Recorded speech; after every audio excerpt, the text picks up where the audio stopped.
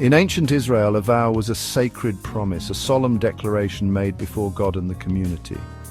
People made vows to demonstrate their loyalty to God, often in times of need or gratitude. These vows were not taken lightly. These vows were serious commitments, binding the individual to their word and to the divine. One special vow was the Nazirite vow, a unique form of dedication. This vow is found in the Bible, specifically in the Old Testament.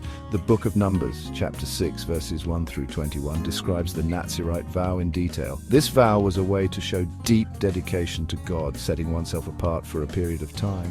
The word Nazirite means separated or consecrated. Nazirites lived differently, adhering to specific rules. They showed their devotion through specific actions, such as abstaining from wine, not cutting their hair, and avoiding contact with the dead. This vow was a powerful symbol of their commitment and faith. It showed what it meant to live a holy life, fully devoted to the service and worship of God. The Nazirite vow was a profound expression of faith, reflecting the deep spiritual commitment of those who took it. Through these vows, individuals sought to draw closer to God, embodying the principles of devotion and holiness in their daily lives. The Nazirite vow had three main parts. Each part involved abstaining from something. First, Nazirites could not drink wine or eat grapes. This included all grape products. They avoided juice, raisins, and even vinegar made from grapes. Second, Nazirites did not cut their hair. Their long hair became a visible sign. It showed everyone they were dedicated to God. Third, Nazirites stayed away from dead bodies. This included the bodies of family members. The Bible tells us about some famous Nazirites. One was Samson. His story is in the book of Judges. Samson was incredibly strong. His strength came from his uncut hair. He was a Nazirite from birth. Another example is Samuel. He was a prophet. Samuel's mother dedicated him to God. He lived as a Nazirite. John the Baptist might have been a Nazirite too. He lived a simple life. He focused on his spiritual connection with God. Each part of the Nazirite vow had a deeper meaning. Avoiding grapes and all products derived from them, including wine, represented self-control and discipline. It was a way to show restraint and a commitment to a higher purpose. Wine was associated with celebration, joy, and pleasure. It was a symbol of life's indulgences and the enjoyment of earthly pleasures. By abstaining from wine and other grape products, Nazirites demonstrated their focus on God and their spiritual journey. They chose to forgo temporary pleasures to deepen their spiritual connection. They were not distracted by worldly things, choosing instead to concentrate on their faith and spiritual growth. This separation from everyday distractions allowed them to cultivate a deeper sense of purpose. The uncut hair symbolized dedication and holiness. It was a visible sign of their vow and a constant reminder of their commitment to God.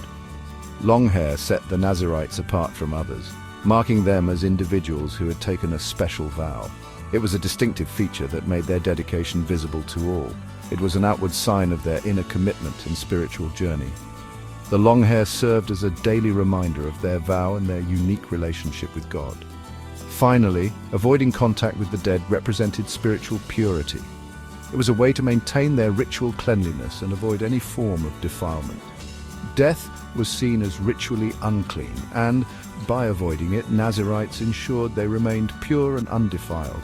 This aspect of the vow highlighted their commitment to spiritual purity. Nazirites maintained their purity by staying away from death and anything that could defile them.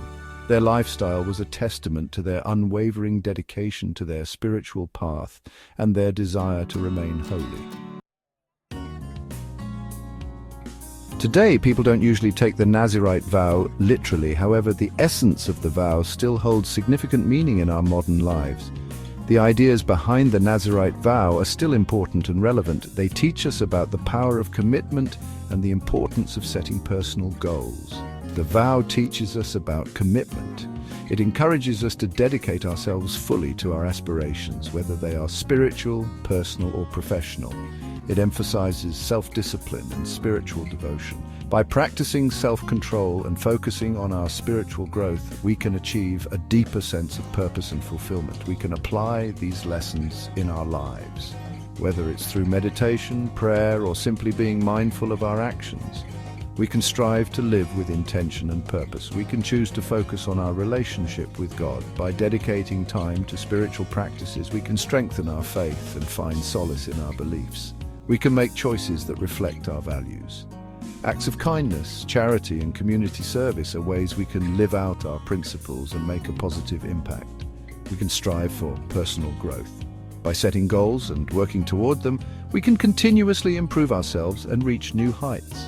The Nazirite vow reminds us that true dedication requires sacrifice. Sometimes we must give up certain comforts or pleasures to achieve our higher goals. It also reminds us that spiritual growth is a journey. It's a continuous process that requires patience, perseverance, and a willingness to learn and grow. It is a journey worth taking. The rewards of spiritual and personal growth are profound, leading to a more meaningful and fulfilling life.